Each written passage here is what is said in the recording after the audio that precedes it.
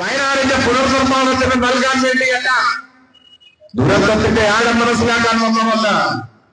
ആ ദുരന്ത ഭൂമി കണ്ട് അവിടെ ചിതറിത്തെറിഞ്ഞ മനുഷ്യന്റെ ശരീരഭാഗങ്ങൾ കണ്ട്, ഉറ്റവരെയും ഉടയവരെയും നഷ്ടപ്പെട്ടവരുടെ വിലാപങ്ങൾ കണ്ട്, പരിക്കേറ്റ മനുഷ്യന്റെ വേദന കണ്ട് ആസ്വദിക്കാൻ കടന്നു വന്ന ഒരു ഡിസാസ്റ്റർ ടൂറിസ്റ്റാണ് ഇന്ത്യയുടെ പ്രധാനമന്ത്രി.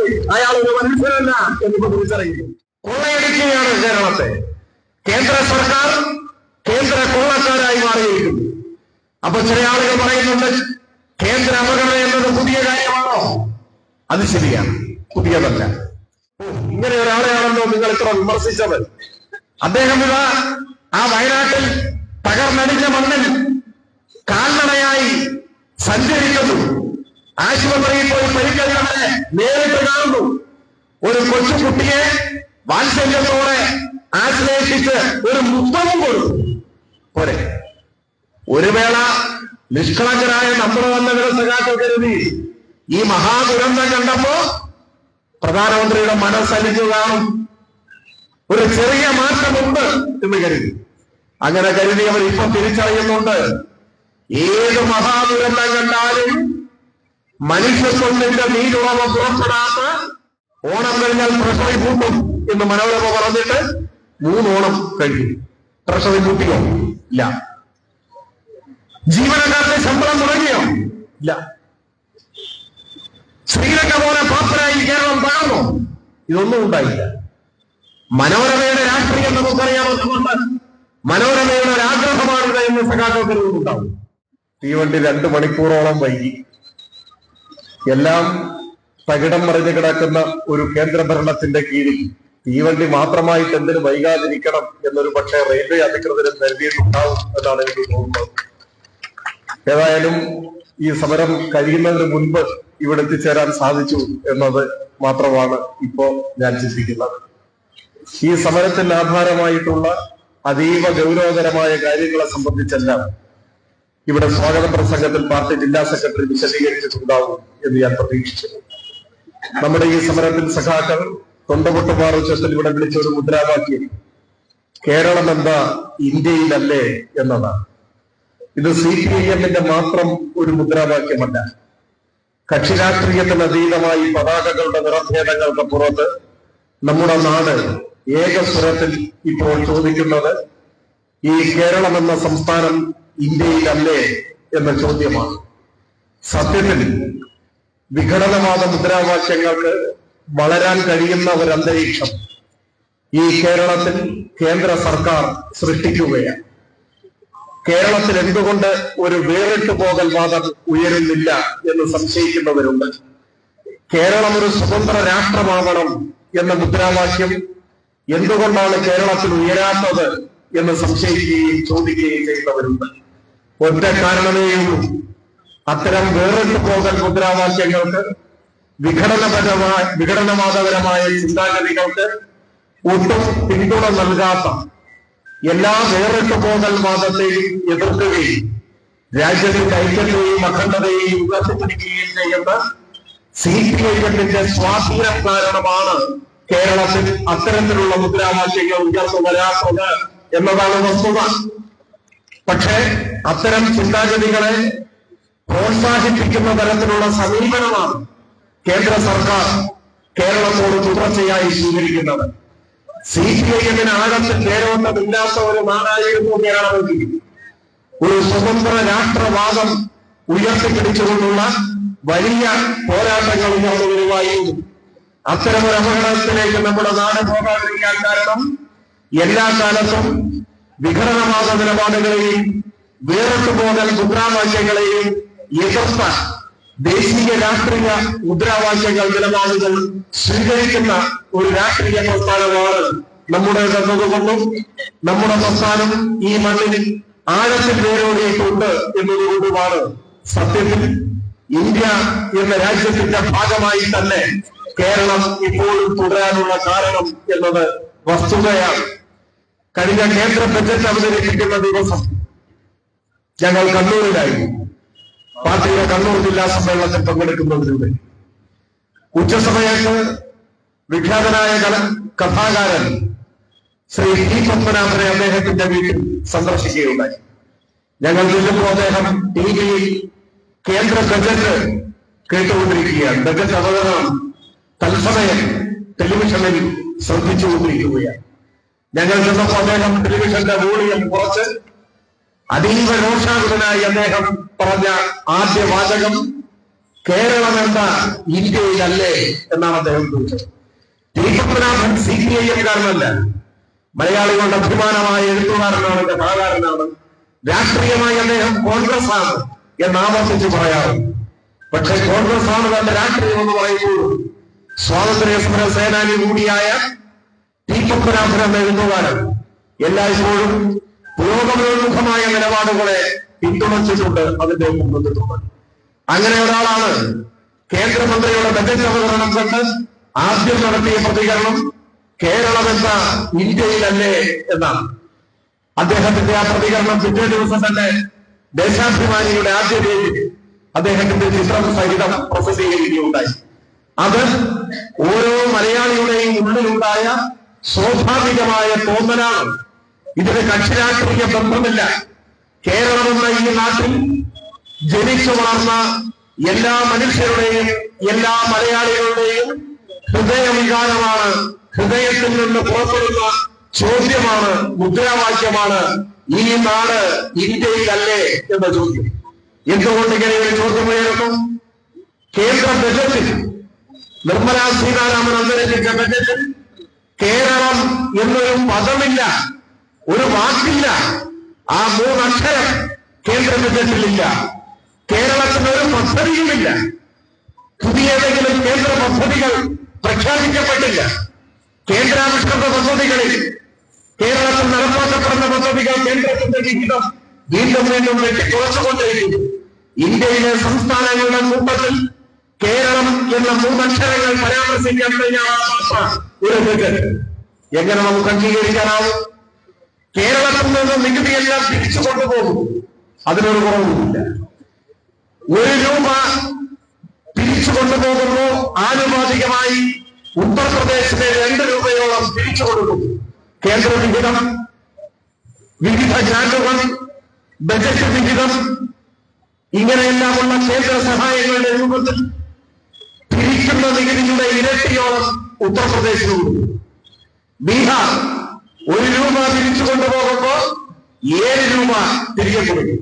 അങ്ങനെ സഹായിക്കണം. സഹായിക്കരുത് ബീഹാറിനെയും UP യെയും എന്നല്ല CPIMന്റെ വാദം. ഇന്ത്യ പോലെ ഒരു രാജ്യത്ത് സംസ്ഥാനങ്ങളുടെ വികസന സ്വപ്നങ്ങൾ സാക്ഷാത്കരിക്കണമെങ്കിൽ കേന്ദ്രം കൈയയച്ച് സഹായിക്കണം, കേന്ദ്രം ഗ്രാന്റ് കൊടുക്കണം.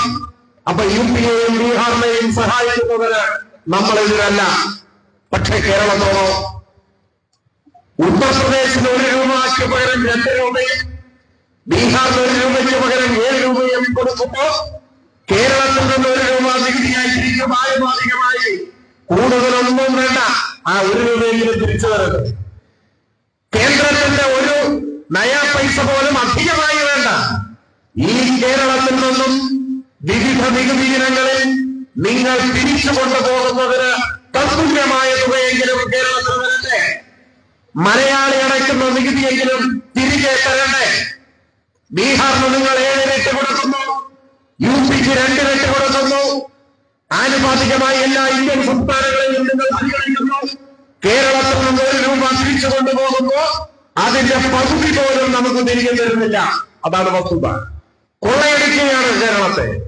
കേന്ദ്ര സർക്കാർ കേന്ദ്ര കൊള്ളക്കാരായി മാറിയിരിക്കുന്നു. അപ്പൊ ചില ആളുകൾ പറയുന്നുണ്ട് കേന്ദ്ര അവഗണന എന്നത് പുതിയ കാര്യമാണോ? അത് ശരിയാണ്, പുതിയതല്ല. സ്വാതന്ത്ര്യാനന്തര ഇന്ത്യയുടെ ചരിത്രം പരിശോധിച്ചാൽ നീതീകരിക്കാനാവാത്ത നിരന്തരമായ അവഗണന നമ്മുടെ നാടിന് ഏറ്റുവാങ്ങേണ്ടതായി വന്നു. പ്രധാനപ്പെട്ട കാലയളവ് ഉദ്ധരിച്ചത് കോൺഗ്രസാണ്. 5 പതിറ്റാണ്ടിലധികം ഭരിച്ചു. കേരളം പരിഗണിക്കപ്പെട്ടില്ല, സത്യമാണ്. കേന്ദ്രാവിഷ്കൃത പദ്ധതികളിൽ എയിംസ് പോലെയുള്ള സ്ഥാപനങ്ങളുടെ കാര്യത്തിൽ ഒക്കെ കേരളം നിരന്തരം അവഗണിക്കപ്പെട്ടു. കോച്ച് ഫാക്ടറി ഇപ്പോഴും കടലാസിലാണ്, ഇതെല്ലാം നമുക്കറിയാം. 7-8 കേന്ദ്രമന്ത്രിമാർ ഈ കേരളത്തിൽ നിന്നും കേന്ദ്രത്തിൽ പോയി ഭരണം നടത്തിയിരുന്നു. കോൺഗ്രസിന്റെ സമന്വയരായ നേതാക്കന്മാർ AK ആന്റണിയും വയനാടിനെയും ഉൾപ്പെടെ ക്യാബിനറ്റ് റാങ്കോടുകൂടി അധികാരത്തിൽ നിന്ന കാലത്ത് കേരളം അവഗണിക്കപ്പെട്ടു എന്നത് വസ്തുതയാണ്. അന്നെല്ലാം കേന്ദ്ര അവഗണനയ്ക്കെതിരെ നിരന്തരം നാം സമരം ചെയ്തിട്ടുണ്ട്. നമ്മൾ എത്ര വെയിലുകൊണ്ടു, നമ്മൾ എത്ര ജാഥ നടത്തി, എത്ര കേസുകളിൽ പ്രതിയായി ഈ നാടിനു വേണ്ടി. കേന്ദ്ര അവഗണന എന്നത് ദീർഘകാല ചരിത്രമുള്ള ഒരു മുദ്രാവാക്യമാണ് കേരളത്തെ സംബന്ധിച്ചിടത്തോളം. എന്നാൽ ഇപ്പൊ കേന്ദ്ര അവഗണനയല്ല, അവിടെയാണ് പ്രശ്നം. കോൺഗ്രസ് നമ്മെ അവഗണിച്ചപ്പോൾ അനീതി കാണിച്ചു, നാടിന്റെ വികസന സ്വപ്നങ്ങളെ തുറക്കം പിടിച്ചു. കേന്ദ്ര രാഷ്ട്രീയാധികാരം കൈയാളിക്കൊണ്ട് മലയാളിക്കെതിരായ നിലപാട് സ്വീകരിച്ച പ്രമുഖരാണ് ആന്റണിയും വയനാടിനെയും അല്ല, ഒരു സംശയവുമല്ല. എന്നാൽ ഇപ്പൊ കേന്ദ്ര അവഗണനയുമല്ല, ഇപ്പോ കേരളത്തിനെതിരായ യുദ്ധപ്രഖ്യാപനമാണ്. മലയാളിക്കെതിരെ ഒരു യുദ്ധം നടക്കുന്നു, കേന്ദ്ര ഗവൺമെന്റിന്റെ യുദ്ധം. ഇതിനെ അവഗണന എന്ന വാക്കുകൊണ്ട് വിശേഷിപ്പിച്ചാൽ വിഷയങ്ങളുടെ ഗൗരവം കുറച്ചു കാണിക്കലായി പോകും എന്ന് നാം കാണണം. ഇതൊരു യുദ്ധമാണ്, മലയാളിക്കെതിരായ യുദ്ധം. മലയാളിയെ പട്ടിണിക്കിട്ട് സാമ്പത്തികമായി ഉപരോധം ഏർപ്പെടുത്തി ഈ നാടിനെ തകർന്നു കളയാനുള്ള സംഘപരിവാർ രാഷ്ട്രീയത്തിന്റെ ഭാഗമായ യുദ്ധപ്രഖ്യാപനമാണ് ഈ നാടിനോട് നടത്തുന്നത്. മനസാക്ഷിയുള്ള ഒരാൾക്ക് അംഗീകരിക്കാനാവാത്ത നെറികേടാണ് നരേന്ദ്രമോദിയുടെ നേതൃത്വത്തിലുള്ള ഗവൺമെന്റ് കേരളത്തോട് കാണിക്കുന്നത്. ഇപ്പോ മുണ്ടക്കൈ ദുരന്തമുണ്ടായി, വയനാട്. കണ്ണടച്ചു തുറക്കുന്ന സമയം കൊണ്ട് ഒരർദ്ധരാത്രിയിൽ ഒരു ഗ്രാമം ഇല്ലാതെയായി. നൂറുകണക്കിന് മനുഷ്യർ ഇപ്പോഴും കൃത്യമായി കണക്കാക്കാൻ പോലുമായിട്ടില്ല. മൃതശരീരം കിട്ടാത്തത്, ചതഞ്ഞറിഞ്ഞ ശരീരഭാഗങ്ങൾ കയ്യും കാലുമൊക്കെയായി. എത്രമാത്രം ഹൃദയഭേദകമായ ഒരു അനുഭവമാണ് ഉണ്ടായത്. കേരളത്തിന്റെ ഇന്നോളമുള്ള ചരിത്രത്തിലെ ഏറ്റവും ഹൃദയഭേദകമായ മഹാദുരന്തം 2024 ഇന്ത്യ കണ്ട ഏറ്റവും വലിയ ദുരന്തം. ആ ദുരന്തം കണ്ട വിലയിരുത്താൻ പ്രധാനമന്ത്രി കേരളത്തിലേക്ക് വന്നു. അപ്പൊ ചിലർ പറഞ്ഞു, പ്രധാനമന്ത്രി വയനാട്ടിൽ ഈ ദുരന്ത മുഖത്ത് നേരിട്ടെത്തിക്കൊള്ളണമെന്നില്ല, അദ്ദേഹം ഹെലികോപ്റ്ററിൽ ആകാശ നിരീക്ഷണം നടത്തി പോകാനാണ് സാധ്യത. പലയിടത്തും അങ്ങനെയാണ് കണ്ടിട്ടുള്ളത്. പക്ഷേ അത്തരത്തിലുള്ള ഊഹാമോഹങ്ങളെല്ലാം തെറ്റിച്ചുകൊണ്ട് പ്രധാനമന്ത്രി നേരിട്ട് ദുരന്തഭൂമിയിലെത്തി. അദ്ദേഹം തന്റെ സ്വന്തം കണ്ണുകൊണ്ട് ആ ദുരന്തത്തിന്റെ ആഴം കണ്ടു. ആ ദുരന്തഭൂമിയിൽ കുറച്ചു ദൂരം അദ്ദേഹം കാൽനടയായി നടന്നു. അവിടെ തകർന്ന് ദരിദ്രമായ ആ ഗ്രാമത്തിന്റെ വേദനകൾ നേരിട്ട് കണ്ടു. ഗുരുതരമായി പരിക്കേറ്റ ആശുപത്രിയിൽ കിടക്കുന്നവരിൽ ചിലരെ സന്ദർശിക്കാനും അദ്ദേഹം സമയം കണ്ടെത്തി. അപ്പൊ നമ്മുടെ നാട്ടിലെ ചില ആളുകൾ പറഞ്ഞു, ഇങ്ങനെ ഒരാളെയാണല്ലോ നിങ്ങൾ ഇത്ര വിമർശിച്ചത്. അദ്ദേഹം ആ വയനാട്ടിൽ തകർന്നടിഞ്ഞ മണ്ണിൽ കാൽനടയായി സഞ്ചരിക്കുന്നു. ആശുപത്രിയിൽ പോയി പരിക്കേറ്റവരെ നേരിട്ട് കാണുന്നു. ഒരു കൊച്ചുകുട്ടിയെ വാത്സല്യത്തോടെ ആശ്ലേഷിച്ച് ഒരു മുത്തവും കൊടുത്തു. പോരെ, ഒരു വേള നിഷ്കളങ്കരായ നമ്മുടെ വന്നവരെ സഖാക്കൾ കരുതി ഈ മഹാദുരന്തം കണ്ടപ്പോ പ്രധാനമന്ത്രിയുടെ മനസ്സലിഞ്ഞു കാണും, ഒരു ചെറിയ മാറ്റമുണ്ട് എന്ന് കരുതി. അങ്ങനെ കരുതി അവർ ഇപ്പൊ തിരിച്ചറിയുന്നുണ്ട്, ഏത് മഹാദുരന്തം കണ്ടാലും മനുഷ്യത്വത്തിന്റെ നീരുറവ പുറപ്പെടാത്ത മനുഷ്യരാഹിത്യത്തിന്റെ കേന്ദ്രമാണ് സംഘപരിവാരം RSS. അവരെ മനുഷ്യരുടെ കൂട്ടത്തിൽ കൂട്ടാൻ പറ്റില്ല എന്ന് ഇപ്പൊ എല്ലാവരും നന്നായിട്ട് തിരിച്ചറിയുന്നുണ്ട്. ഇത് RSS ആണ്, മനുഷ്യരല്ല. മനുഷ്യരുടെ രൂപം മാത്രമേ ഉള്ളൂ. ഇന്ത്യൻ പ്രധാനമന്ത്രിക്ക് മനുഷ്യന്റെ രൂപം മാത്രമേ ഉള്ളൂ, മനുഷ്യത്വമില്ല. ആ ശരീരത്തിൽ മനുഷ്യരോട് കാരുണ്യവും അനുതാപവുമുള്ള ഒരു ഹൃദയമില്ല. എന്തിനാണ് വന്നത്? ഇപ്പൊ ചിലർ ചൂണ്ടിക്കാണിക്കുന്നുണ്ട്, പ്രധാനമന്ത്രി നേരിട്ട് വയനാടിന്റെ മണ്ണിൽ വന്നത് ദുരന്തത്തിന്റെ ആഴം മനസ്സിലാക്കി ദുരന്ത നിവാരണത്തിന് നീക്കിവെച്ച പണം വയനാടിന്റെ പുനർനിർമ്മാണത്തിന് നൽകാൻ വേണ്ടിയല്ല, ദുരന്തത്തിന്റെ ആഴം മനസ്സിലാക്കാൻ വന്നതല്ല. ആ ദുരന്ത ഭൂമി കണ്ട് അവിടെ ചിതറിച്ചെറിഞ്ഞ മനുഷ്യന്റെ ശരീരഭാഗങ്ങൾ കണ്ട് ഉറ്റവരെയും ഉടയവരെയും നഷ്ടപ്പെട്ടവരുടെ വിലാപങ്ങൾ കണ്ട് പരിക്കേറ്റ മനുഷ്യന്റെ വേദന കണ്ട് ആസ്വദിക്കാൻ കടന്നു വന്ന ഒരു ഡിസാസ്റ്റർ ടൂറിസ്റ്റാണ് ഇന്ത്യയുടെ പ്രധാനമന്ത്രി. അയാൾ ഒരു മനുഷ്യനല്ല എന്നിപ്പോ തിരിച്ചറിയും. ഒരു വൃത്തിക ഈ ബജറ്റിൽ നീക്കി വെച്ചു. ഒരു ഒറ്റ രൂപ, ഒരു രൂപയ്ക്കൊന്നും ഇപ്പൊ ഒരു വിലയില്ല. ഒരു രൂപയ്ക്ക് 10 കിട്ടും. ആ ഒരു രൂപ നീക്കി വെക്കാൻ തയ്യാറായി. വയനാട് ദുരന്തത്തിന് ആശ്വാസം എത്തിക്കാൻ, തകർന്നു പോയ വയനാടിനെ പുനർനിർമ്മിക്കാൻ ഇന്നലെ വയനാട്ടിലെ നമ്മുടെ സഹോദരങ്ങൾ എല്ലാം നഷ്ടപ്പെട്ടവർ, എല്ലാ സന്തോഷവും ഒലിച്ചു പോയവർ, ഉറ്റവരെയും ഉടയവരെയും എല്ലാം നഷ്ടപ്പെട്ടവർ, അവസാനമായി സ്വന്തം കൂടപ്പുറപ്പുകളുടെ ചലനമറ്റ മൃതശരീരം പോലും കാണാൻ അവസരമില്ലാതെ പോയ ഹതഭാഗ്യം. അവര് ഡൽഹിയിലേക്ക് തീവണ്ടി കയറി പ്രധാനമന്ത്രിയുടെ ഓഫീസിന്റെ മുന്നിൽ, പാർലമെന്റിന്റെ മുന്നിൽ അവിടെ പോയി സമരം ചെയ്യുകയാണ്. എല്ലാം നഷ്ടപ്പെട്ട മനുഷ്യർക്കും നീതിക്ക് വേണ്ടി രാജ്യത്തിന്റെ തലസ്ഥാന നഗരിയിലേക്ക് മാർച്ച് ചെയ്ത് അവിടെ പോയി സമരം ചെയ്യേണ്ടി വരുന്നു എന്ന് പറഞ്ഞാൽ എത്ര വലിയ ഗതികേടാണ് എന്ന് നിങ്ങൾ ആലോചിച്ചു. പേരിന്റെ മാത്രം ദുരന്തമുണ്ടായ ചില സ്ഥലങ്ങൾ ഞാനതിനെ കുറച്ച് കാണുന്നതല്ല. പക്ഷേ അങ്ങനെ മാത്രമേ പറയാൻ കഴിയൂ. വയനാട് ദുരന്തവുമായി താരതമ്യപ്പെടുത്തിയ അവിടെയെല്ലാം വാരി കോരിക്കൊടുക്കും, നൂറുകണക്കിന് കോടി കൊടുക്കും. കേരളത്തോട് സമ്പൂർണമായ വിവേചനം, ശത്രുതാപരമായ സമീപനം, അതിനെയാണ് കേന്ദ്രം കേരളത്തോട് യുദ്ധം പ്രഖ്യാപിക്കുന്നു എന്ന് ഞാൻ വിശേഷിപ്പിച്ചത്. അതിനെതിരെ നാം സമരം ചെയ്യുന്നു. കേന്ദ്ര ബജറ്റ് അവതരിപ്പിക്കുന്നു. ആളോഹരി അടിസ്ഥാനത്തിൽ നോക്കിയാൽ 4 കോടിയോളം വരുന്ന മനുഷ്യർ ജീവിക്കുന്ന ഈ കേരളം 72,000 കോടി രൂപയുടെ ബജറ്റ് വിഹിതത്തിന് അർഹതയുള്ള ഒരു നാടാണ്, ഒരു ജനതയാണ്. അതിന്റെ പകുതി തന്നോ നമുക്ക്? ആരുടെയും ഔദാര്യം വേണ്ട മലയാളിക്ക്. മലയാളികൾക്കിടയിൽ അപൂർവം ചിലർ ആണെങ്കിലും പൊതുവിൽ മലയാളികളെ പരിഗണിക്കുമ്പോൾ ആത്മാഭിമാനമുള്ള ജനതയാണ് മലയാളികൾ. അതില്ലാത്തത് വളരെ തുച്ഛം RSSകാർക്കുള്ളൂ. ബാക്കി എല്ലാവർക്കും ആത്മാഭിമാനമുണ്ട്. ആരുടെയും ഔദാര്യം വേണ്ട, അവകാശം തന്നേലി. ആളോഹരി അനുസരിച്ച് കണക്കാക്കിയാൽ ചുരുങ്ങിയത് 72,000 കോടിയുടെയെങ്കിലും ബജറ്റ് വിഹിതത്തിന് അർഹതയുണ്ട് ഈ നാടിന്. തരുന്നുണ്ടോ? പാർലമെന്റിൽ തുടർച്ചയായി അവതരിപ്പിക്കുന്ന കേന്ദ്ര ബജറ്റുകൾ നമുക്ക് അനുവദിക്കപ്പെടുന്നത് ഏതാണ്ട് അരുണാചൽ പ്രദേശിൽ നിന്ന് നീക്കിവെക്കുന്ന വിഹിതമാണ്. അരുണാചൽ പ്രദേശും കേരളവും തമ്മിൽ വല്ല സാമ്യവും. അരുണാചൽ പ്രദേശിലെ ഭൂമിശാസ്ത്രപരമായ പ്രത്യേകതകളുടെ അടിസ്ഥാനത്തിൽ ഒരു സംസ്ഥാനം എന്ന് പരിഗണിക്കുന്നുണ്ടെങ്കിലും ജനസംഖ്യയുടെയോ മറ്റോ കാര്യത്തിൽ കേരളവുമായ ഒരു താരതമ്യവും ആ സംസ്ഥാനത്തിനില്ല. എന്തിന് കേരളം? നമ്മുടെ ഈ ജില്ല, ആലപ്പുഴ ജില്ലയിലെ ജനസംഖ്യയുടെ ഏതാണ്ട് പകുതിയായിരിക്കും അരുണാചൽ പ്രദേശിലെ ജനസംഖ്യ. ചെറിയ വ്യത്യാസമാവും. അതാണ് കേരളത്തിലെ ഒരു ജില്ലയുടെ പകുതി ജനസംഖ്യയുള്ള ഒരു നാടിന് കേന്ദ്ര ബജറ്റ് ലഭിക്കുന്ന പരിഗണനയാണ് കേരളം. ഇതാണ് യുദ്ധപ്രഖ്യാപനം. എന്തിനാണ് ഈ പക? ഇത്ര വലിയ പക കേരളത്തോട് നാം എന്ത് തെറ്റ് ചെയ്തു? കേരളത്തോടുള്ള പകയുടെ കാരണം രാഷ്ട്രീയമാണ്, മറ്റൊന്നുമല്ല. രാഷ്ട്രീയമായ പക. കാര്യം വളരെ ലളിതമാണ്. കേരളത്തിന്റെ നിയമസഭയിൽ ഇന്ത്യ ഭരിക്കുന്ന പാർട്ടിക്ക്, അതായത് ഇന്ത്യൻ പ്രധാനമന്ത്രിയുടെ പാർട്ടിക്ക് ഒരൊറ്റ MLA ഇല്ല.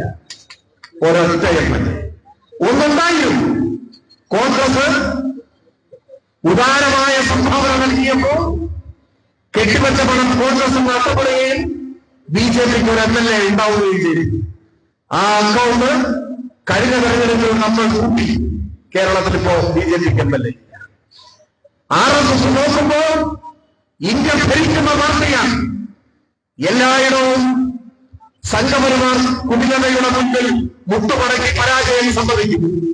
എന്നാൽ രാജ്യഭരണത്തിന്റെ പിൻബലമുണ്ടായിരുന്നിട്ടും RSSന്റെ അജണ്ടകളുടെ മുൻപിൽ, കൊടിയ വർഗീയ മുദ്രാവാക്യങ്ങളുടെ മുൻപിൽ തലകുടിക്കാനോ മണ്ഡലം വിളഞ്ഞാനോ മുട്ടുമടക്കാനോ തയ്യാറാവാതെ കേരളമെന്ന ഈ ദക്ഷിണേന്ത്യൻ സംസ്ഥാനം പൊരുതി നിൽക്കുകയാണ്. RSSന് ചവിട്ടി നിൽക്കാൻ ഒരു പിടി മണ്ണ് വിട്ടുകൊടുക്കാത്ത ആത്മാഭിമാനമുള്ള മനുഷ്യരുടെ നാടായി ഈ കേരളം നിലനിൽക്കുന്നു. ഒരൊറ്റ MLA കൊടുത്തിട്ടില്ല.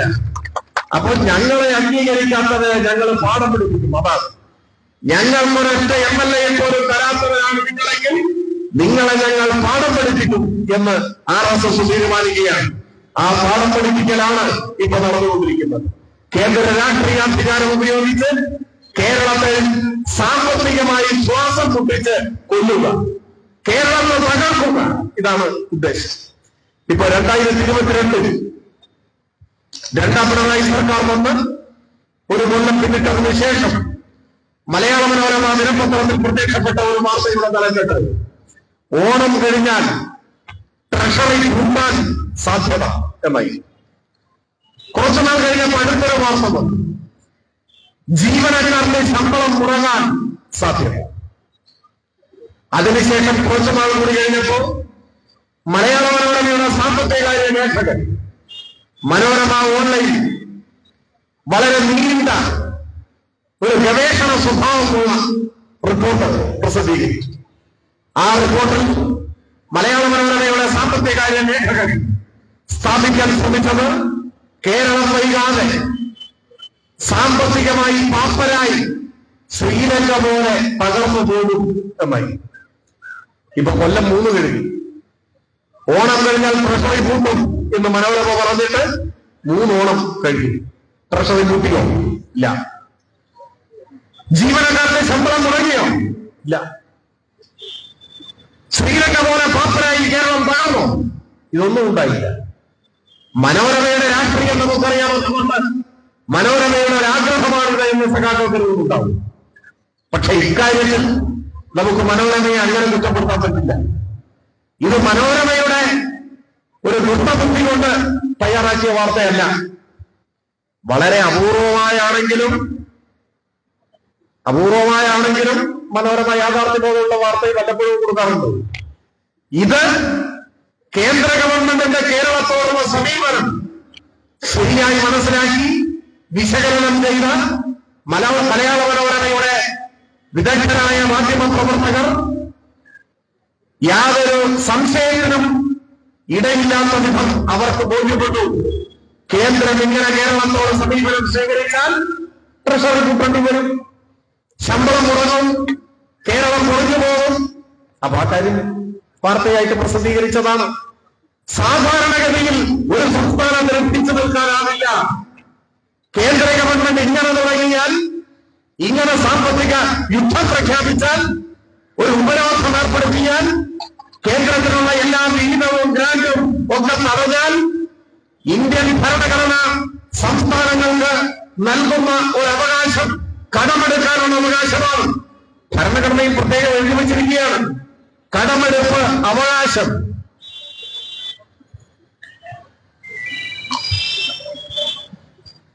കടമെടുപ്പ് അവകാശം സംസ്ഥാനങ്ങളുടെ ആ അവകാശം തടഞ്ഞിരിക്കുകയാണ്. കേരളത്തിന്റെ ഭരണഘടനാപരമായ അവകാശം തടയുന്നു. സുപ്രീം കോടതിയിൽ നമ്മൾ കേസ് നടത്തുകയാണ് കേന്ദ്രത്തിനെതിരെ, നിയമയുദ്ധം നടത്തിക്കൊണ്ടിരിക്കുകയാണ്.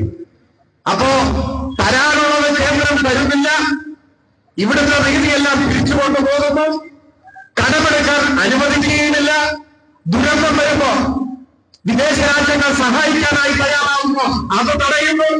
ഇങ്ങനെയുണ്ട് ഒരു ഗവൺമെന്റ്. മഹാപ്രളയം വന്നില്ല ഈ ആലപ്പുഴ എത്ര വലിയ നഷ്ടനഷ്ടങ്ങൾ അനുഭവിച്ചു വന്ന് ചെങ്ങന്നൂരിലും പരിസരങ്ങളിലുമാകെ ആ വാർത്തകൾ ലോകത്തിലെ മാധ്യമങ്ങളിൽ പ്രത്യക്ഷപ്പെട്ടപ്പോൾ ലോക സമൂഹം നമ്മളെ സഹായിക്കാൻ തയ്യാറായി. ആദ്യം സഹായ സന്നദ്ധതയുമായി മുമ്പോട്ട് വന്നത് യുണൈറ്റഡ് അറബ് എമിറേറ്റ്സായി. അന്നത്തെ വാർത്തകൾ സൂചിപ്പിച്ചത് 1000 കോടിയോളം രൂപയുടെ സഹായം അതിൽ നിന്ന് ലഭിക്കുമായിരുന്നു എന്നാണ്. അതിന് കാരണമുണ്ട്. UAE ഇന്ന് കാണുന്ന വിധത്തിൽ രൂപപ്പെടുത്തിയെടുത്തതിൽ മലയാളി സമൂഹത്തിന് വലിയൊരു പങ്കുണ്ട്. നമ്മുടെ നാട്ടിൽ നിന്ന് പ്രവാസികളായി പോയ ലക്ഷക്കണക്കിന് ആളുകൾ UAE പല എമിറേറ്റുകളിലുമായിരുന്നു. അവരുടെ കഷ്ടപ്പാടിന്റെയും പ്രയത്നത്തിന്റെയും കൂടി ഫലമാണ് ആഫ്രിക്ക UAE. അവർ ആ കാര്യത്തിൽ കേരളത്തെ വളരെ നന്ദിയോടെ, ആദരവോടെ, സ്നേഹത്തോടെ കാണുന്ന ഒരു സംവിധാനമാണ് UAE ഭരണത്തിന്റെ നേതൃത്വം കൊടുക്കുന്നത്. സ്വാഭാവികമായും നമ്മളെ ഒരു സഹോദര പ്രദേശം പോലെ കണക്കാക്കുന്ന ഉദാരമതികളായ UAE ഭരണാധികാരികൾ കേരളത്തിന് ഒരു ദുരന്തമുണ്ടായപ്പോ അടിയന്തരമായി ഈ നാടിനെ സഹായിക്കണം എന്നാലോചിച്ചു. പക്ഷെ അന്ന് ഇന്ത്യയുടെ പ്രധാനമന്ത്രി കേന്ദ്ര ഗവൺമെന്റ് കർശനമായി അത് തടഞ്ഞു. ഒരു വിദേശ രാജ്യവും കേരളത്തെ സഹായിക്കാൻ പാടില്ല. വിദേശ സഹായം സ്വീകരിക്കുന്നതിൽ നിന്ന് കേരളത്തെ തടഞ്ഞു. എന്തു പറഞ്ഞാണ് പറഞ്ഞത്? കേരളത്തിന്റെ ആവശ്യമായ സഹായം ഞങ്ങളോട് ഇന്ത്യ ഗവൺമെന്റ്, വിദേശികളാരും സഹായിക്കേണ്ട, ഇത് ഞങ്ങളുടെ രാജ്യത്തിന്റെ പ്രശ്നമാണ്, കേന്ദ്ര ഗവൺമെന്റ് ഉണ്ട്, ഇതാണ് നിലപാട്. എന്നിട്ട് എന്ത് വന്നു? ആ പറഞ്ഞത് മാത്രം, നയാ പൈസ കേരളത്തെ സഹായിക്കാനായി നീക്കിവെച്ചില്ല. എന്നാൽ ഇതേ എല്ലാ രാജ്യങ്ങളിൽ നിന്നും നരേന്ദ്രമോദി എന്ന അന്നത്തെ ഗുജറാത്തിന്റെ മുഖ്യമന്ത്രി കൈനീട്ടി സഹായം വാങ്ങി. ഒരു മടിയുണ്ടായിരുന്നില്ല. മുഖ്യമന്ത്രിയായിരുന്ന സമയത്ത് തന്റെ സംസ്ഥാനത്ത് ദുരന്തമുണ്ടായപ്പോ ലോകരാജ്യങ്ങളിൽ നിന്നും സഹായം നേരിട്ട് വാങ്ങിയ ആളാണ് നരേന്ദ്രമോദി. അതേ മനുഷ്യൻ ഇന്ത്യയുടെ പ്രധാനമന്ത്രിയായപ്പോ തന്റെ രാജ്യത്തെ ഒരു സംസ്ഥാനം വലിയ ദുരന്തത്തെ നേരിട്ടപ്പോൾ വിദേശത്ത് നിന്ന് പ്രവഹിക്കുമായിരുന്ന സഹായം തടഞ്ഞു. എന്നാൽ കേന്ദ്രം സഹായിച്ചില്ല. ഏതോ ചില ജീവികളെ കുറിച്ച് തോന്നുന്നുണ്ട്, തിന്നുകയുമില്ല തീറ്റിക്കുകയില്ല എന്നൊക്കെ. ഇതിന് സമാനമായ രൂപം ഇന്ത്യയുടെ പ്രധാനമന്ത്രിയുടെ പ്രതികരണങ്ങളിലൂടെ അന്ന് കേരളം തിരിച്ചത്. ഇത്തരത്തിലൊരു സമീപനം സ്വീകരിച്ചാൽ കേരളത്തിന് പിടിച്ചു കൊടുക്കാനാവും. നമുക്ക് കടമെടുക്കാൻ നമ്മെ സമ്മതിക്കുന്നില്ല, വിദേശ സഹായം വാങ്ങാൻ സമ്മതിക്കുന്നില്ല, കേന്ദ്രം തരേണ്ട സഹായം തരുന്നില്ല. പിന്നെ എങ്ങനെ ഒരു സംസ്ഥാനം മുന്നോട്ട് പോകും? സംസ്ഥാനം തകരും എന്ന കാര്യം ഉറപ്പ്. പക്ഷെ നമ്മൾ തകർന്നില്ല. എങ്ങനെ തകർന്നില്ല? അതാണ് കേരളത്തിലെ ഇടതുപക്ഷ ജനാധിപത്യ മുന്നണിയുടെ ഗവൺമെന്റിന്റെ അസാധാരണവും അവിശ്വസനീയവുമായ ധനകാര്യ മാനേജ്മെന്റ്. KN ബാലഗോപാൽ എന്ന പാർട്ടിയുടെ കേന്ദ്ര കമ്മിറ്റി അംഗം നേതൃത്വം കൊടുക്കുന്ന കേരളത്തിന്റെ ധനവകുപ്പ്, ആ ധനവകുപ്പിന്റെ അവിശ്വസനീയമായ ധനകാര്യ മാനേജ്മെന്റിന്റെ മികവ് ഒന്നുകൊണ്ട് മാത്രമാണ് കേരളം തകർന്നു പോകാതിരുന്നത്, ട്രഷറി കൂട്ടാതിരുന്നത്, ശമ്പളം മുടങ്ങാതിരുന്നത്. എല്ലാ പാഴ്ചിലവുകളും അവസാനിപ്പിച്ചു. അധിക വിഭവ സമാഹരണം, നികുതി കുടിശ്ശികയെല്ലാം ഊർജിതമായി തിരിച്ചെടുക്കും. ഓരോ രൂപയും അതീവ ജാഗ്രതയോടെ മാത്രം ചെലവഴിക്കുന്ന നിലയുണ്ടായി. നാം ഇന്ത്യയുടെ മുന്നിൽ വിശ്വസിക്കാനാവാത്ത ഒരു നാടായിട്ട് ഇപ്പം നിൽക്കുകയാണ്. തകർന്നാൽ ആവുന്നത്ര നോക്കുമ്പോൾ സംഘപരിപാടി, മരിച്ചാലും തകരില്ല എന്ന വാശിയോടെ നാം പിടിച്ചു നിൽക്കുന്നു ഈ കേരളം. ഇതാണ് വസ്തുത. ഇതിനിടയിലും ഇന്നലെ മുതൽ പെൻഷൻ കൊടുക്കാൻ തുടങ്ങി അല്ലേ? വാങ്ങിയവരൊരു പക്ഷേ ഈ കൂട്ടത്തിലുണ്ടാവും. ഇന്നലെ മുതൽ പെൻഷൻ ഒരു ഗഡു കൊടുക്കാൻ തുടങ്ങി. 1600 രൂപ. ഇന്ത്യ രാജ്യത്ത് 1600 രൂപ ക്ഷേമ പെൻഷനുള്ള ഒരേ ഒരു നാടേയുള്ളൂ പിണറായി വിജയൻ മുഖ്യമന്ത്രിയായിരിക്കുന്ന ഈ കൊച്ചു കേരളം. പ്രധാനമന്ത്രിയുടെ നാട്ടിൽ അതില്ല. ഇന്ത്യൻ പ്രധാനമന്ത്രിയുടെ നാട്ടിൽ 1600 രൂപ പെൻഷൻ ഇല്ല. കോൺഗ്രസ് ഭരിക്കുന്ന കർണാടകയിൽ ഇങ്ങനെ ഒരു സംവിധാനം ഇല്ല. അപൂർവം ചിലയിടത്ത് ക്ഷേമ പെൻഷനുണ്ട്. പക്ഷെ എത്ര കിട്ടും? ചില നാട്ടിലെ ക്ഷേമ പെൻഷൻ 200 രൂപയാണ്. 200 രൂപ. അങ്ങനെ എത്ര പേർക്ക്? 1 ലക്ഷം പേർക്ക്, 1/2 ലക്ഷം പേർക്ക് ഒക്കെ. കേരളത്തിനോ 1600 രൂപ 62 ലക്ഷത്തോളം മനുഷ്യർ. അതാണ് 3.25 കോടിയിലധികം വരുന്ന ജനസംഖ്യയുണ്ട് എന്നാണ് കണക്ക്. അടുത്ത കാലത്തൊന്നും കണക്കെടുത്തിട്ടില്ല. ഏകദേശ കണക്ക്. അതിൽ 62 ലക്ഷത്തിലധികം വരുന്ന മനുഷ്യർക്ക് 1600 രൂപ ഓരോ മാസവും ഈ സാമ്പത്തിക യുദ്ധത്തെ നേരിടുന്ന ഈ കാലത്ത് കേരളത്തിൽ കൊടുത്തുകൊണ്ടിരിക്കുന്നു. RSSകാർക്ക് സമനില തെറ്റില്ലേ? തെറ്റും. അപ്പൊ യുദ്ധം ഒന്നുകൂടി ശക്തിപ്പെടുന്നില്ല. നമ്മുടെ ആശുപത്രികൾ, നമ്മുടെ പള്ളിക്കൂടങ്ങൾ, ഈ നാട്ടിലെ സാധാരണക്കാരായ മനുഷ്യരെ സഹായിക്കാനുള്ള അശ്രാന്ത പരിശ്രമത്തിൽ ഏർപ്പെട്ടിരിക്കുന്നു കേരളത്തിലെ ഗവൺമെന്റ്. ഇപ്പോഴാ വരുന്ന നവംബർ മാസം 1-ാം തീയതി ലോകത്തിന്റെ ചരിത്രത്തിൽ അവിശ്വസനീയമായ ഒരു മഹത്തായ നേട്ടം നമ്മൾ നേടാൻ പോകും. ഒരു മഹാപ്രഖ്യാപനം വരാൻ പോകും. അത് മറ്റൊന്നുമല്ല, കേരളത്തിൽ ഇപ്പൊ പട്ടിണിയില്ല എന്ന് പൊതുവെ എല്ലാവരും അംഗീകരിക്കുന്നു. കേരളത്തിൽ പട്ടിണിയില്ല. എന്നാൽ വിശദമായ ഒരു പരിശോധന നമ്മൾ നടന്നു. അപ്പോ അതീവ ദയനീയ ജീവിത സാഹചര്യങ്ങളുള്ള കുറച്ച് മനുഷ്യരുണ്ട് എന്ന് കണ്ടെത്തി. അധികം പേരില്ല. എന്നാൽ ശരാശരി ഒരു ഗ്രാമപഞ്ചായത്തിലെത്താൻ ഒരു 10, 50, 60 പേരൊക്കെ ഇപ്പോഴും വലിയ കഷ്ടപ്പാട് അനുഭവിക്കുന്നവരാണ്. ചിലപ്പോൾ രോഗശൈലിയിലായ കുടുംബാംഗങ്ങളുണ്ടാവും. വീടിന്റെ ഏക വരുമാന മാർഗമായ ഗ്രഹനാഥൻ ചിലപ്പോ അസുഖം പിടിച്ച് കിടക്കലായി പോയിട്ടുണ്ടാവും. ഇങ്ങനെയൊക്കെയുള്ള കഷ്ടപ്പാടുകൾ അതിദാരിദ്ര്യം ആ വാക്കാണ് ഉപയോഗിക്കാം. അതിദരിദ്രരായ ഒരു 10-15,000 പേര് കേരളത്തിലുണ്ട് എന്ന് കണ്ടെത്തി. അവർ ജീവിതത്തിലെ വലിയ കഷ്ടപ്പാടുകൾ നേരിടും. ഇന്ത്യയിലെ മറ്റു സംസ്ഥാനങ്ങളിൽ മഹാഭൂരിപക്ഷം അങ്ങനെയുള്ളവരാണ്. പക്ഷെ നമ്മുടെ ഇവിടെ വളരെ കുറച്ചു പേർ ഇങ്ങനെയുണ്ട്. പക്ഷേ CPIM എന്ന രാഷ്ട്രീയ പാർട്ടിയെ സംബന്ധിച്ചിടത്തോളം നമുക്കൊരു കാഴ്ചപ്പാടും നയവുമുണ്ട്.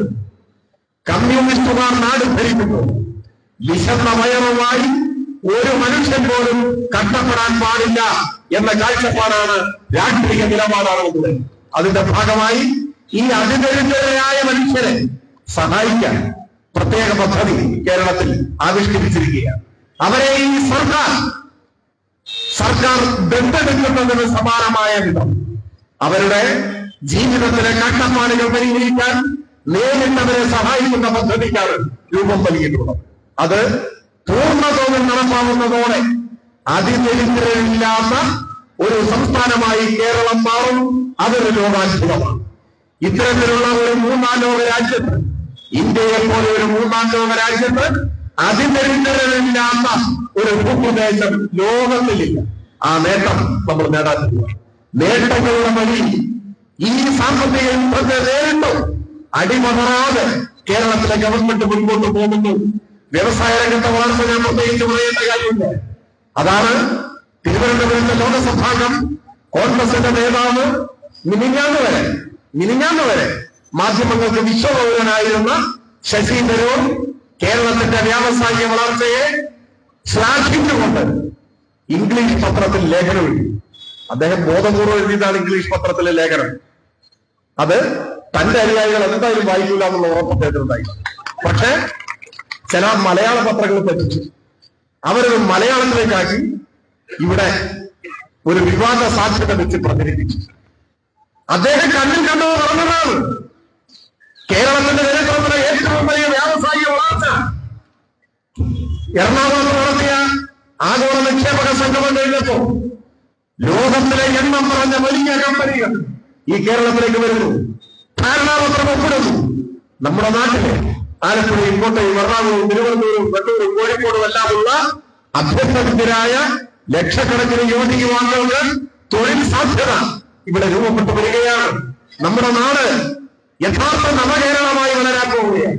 അപ്പൊ ഈ കാര്യങ്ങളെല്ലാം കണ്ടു മനസ്സിലാക്കിയപ്പോ ശശി തരൂർ ഈ നാടിനെ അഭിനന്ദിച്ച് അദ്ദേഹം ലേഖനം എഴുതി. അന്നു മുതൽ ഒരു വിഭാഗം കോൺഗ്രസ്, ഒരു വിഭാഗം UDF സാമൂഹ്യ മാധ്യമങ്ങളിലൂടെ ശശി തരൂരിന്റെ പിതൃപരമ്പരകളെ സ്മരിച്ചുകൊണ്ടേയിരിക്കുകയാണ്. അങ്ങനെ തന്തയ്ക്ക് വിളിക്കുകയാണ്, തെറി വിളിക്കുകയാണ്. ഇങ്ങനെ വിളിച്ചിട്ട് വല്ല കാര്യം, സത്യം പറയുന്ന ഒരാളെ തെറി വിളിച്ചിട്ട് വല്ല കാര്യം. ഇതൊരു കോൺഗ്രസിന്റെ വിഷയമാണ്, ഞാനതിനൊന്നും ഇടപെടാൻ പോകുന്നില്ല. പക്ഷേ ശശി തരൂർ മാത്രം ആണ് ഇങ്ങനെ ചിന്തിക്കുന്നത് എന്നാലും കരുതണ്ട. കേരളത്തിലെ ഗണ്യമായ ഒരു വിഭാഗം ആളുകൾ രാഷ്ട്രീയത്തിന് അതീതമായി, രാഷ്ട്രീയമൊന്നും നമ്മുടെ ആയിരിക്കില്ല, നമ്മളെ വിമർശിക്കുമെങ്കിൽ എതിർക്കും, ചില പരിഭവം പറയും, ദേഷ്യപ്പെടുമെങ്കിൽ നേരിട്ട് കാണുന്നു. പാർലമെന്റിലേക്ക് അത് വോട്ട് ചെയ്തിട്ടുണ്ടാകും.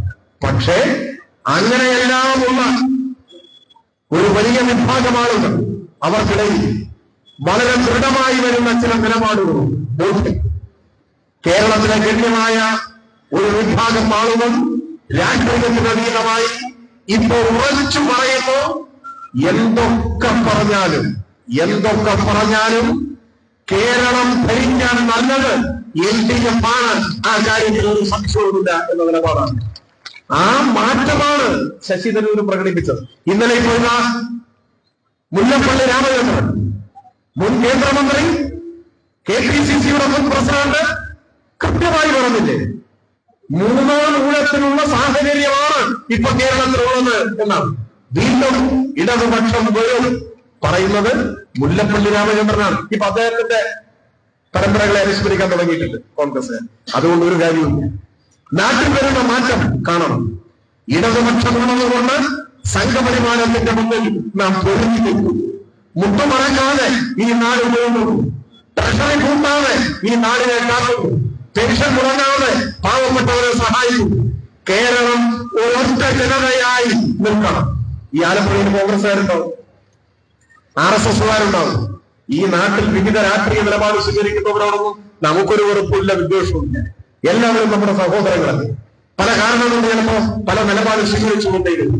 അവരോടെല്ലാം CPIM അഭ്യർത്ഥിക്കാനുള്ളത് നിങ്ങളുടെ രാഷ്ട്രീയ നിലപാട് എന്തുമാവട്ടെ, അതൊക്കെ നിങ്ങൾ ആലോചിച്ച നിലപാട് സ്വീകരിച്ചോളൂ. പക്ഷേ ഇത് കേരളത്തിന്റെ പ്രശ്നമാണ്. നമ്മുടെ നാടിനെ തകർക്കാൻ ഒരു നീക്കം നടക്കുന്നു. ആ നീക്കം രാഷ്ട്രീയത്തിന് അതീതമായി പ്രതിരോധിക്കണം. നമ്മൾ മലയാളികളും ഇന്ത്യയിലെ പൗരന്മാരാണ്. ഈ കേരളം ഇന്ത്യൻ യൂണിയനിലെ ഒരു സംസ്ഥാനമാണ്. ഫെഡറൽ സംവിധാനം മാനിക്കപ്പെടുന്ന ഒരു രാജ്യത്ത് ഭരണഘടനാപരമായി കേരളത്തിന് അർഹതപ്പെട്ടത് നമുക്ക് ലഭിച്ചേ തീരൂ. അത് തരാതിരിക്കുന്നത്, അത് പിടിച്ചു വെക്കുന്നത്, വെട്ടിക്കുവയ്ക്കുന്നത്, ഈ കേരളത്തെ തകർക്കാൻ നോക്കുന്നത് മാപ്പർഹിക്കാത്ത കുറ്റമാണ്. ആ കുറ്റം നട്ടലോടെ ആർജവത്തോടെ ചോദ്യം ചെയ്യേണ്ടതാണ്. അത് ചോദ്യം ചെയ്യാൻ ഇപ്പോ കേരളത്തിലെ ഗവൺമെന്റിന് നേതൃത്വം കൊടുക്കുന്ന CPIM ആണ് ഇങ്ങനെ ഒരു മഹാപ്രക്ഷോഭവുമായി രംഗത്തിറങ്ങിയിട്ടുള്ളത്. രാഷ്ട്രീയ വിയോജിപ്പുകൾ എന്തുതന്നെ ഉണ്ടെങ്കിലും കേരളത്തിന്റെ പൊതു നന്മയെ കരുതി, മലയാളികളുടെ ഭാവിയെ കരുതി, ഈ നാടിന്റെ നാളെയെ കരുതി ഈ സമരമുഖത്ത് അണിനിരക്കാൻ കേന്ദ്ര നയങ്ങൾ തീരുമാനിക്കുന്ന RSSന്റെ മനുഷ്യരഹിതമായ, മനുഷ്യത്വരഹിതമായ, കേരള വിരുദ്ധമായ നിലപാടുകളെ തുറന്നു നിർത്താനും കേരളത്തിന്റെ അവകാശങ്ങൾ നേടിയെടുക്കുന്നതുവരെ സമരമുഖത്ത് വർദ്ധിത വീര്യത്തോടെ അടിയുറച്ചു നിർത്താനും ഈ നാടാകെ സന്നദ്ധമാവണം എന്നുകൂടി അഭ്യർത്ഥിച്ചുകൊണ്ട് ആലപ്പുഴയിൽ CPIMന്റെ നേതൃത്വത്തിൽ ഇന്ന് കാലത്ത് മുതൽ ഇവിടുത്തെ പാസ്പോർട്ട് ഓഫീസിന്റെ മുന്നിൽ നടക്കുന്ന ഈ വർദ്ധിച്ച ബഹുജന സമരം നമ്മളെല്ലാം ചേർന്ന് ഉദ്ഘാടനം ചെയ്തതായി അറിയിച്ചുകൊണ്ട് ഞാൻ എന്റെ ഈ വാക്ക് അവസാനിപ്പിക്കുന്നു. അഭിവാദനം.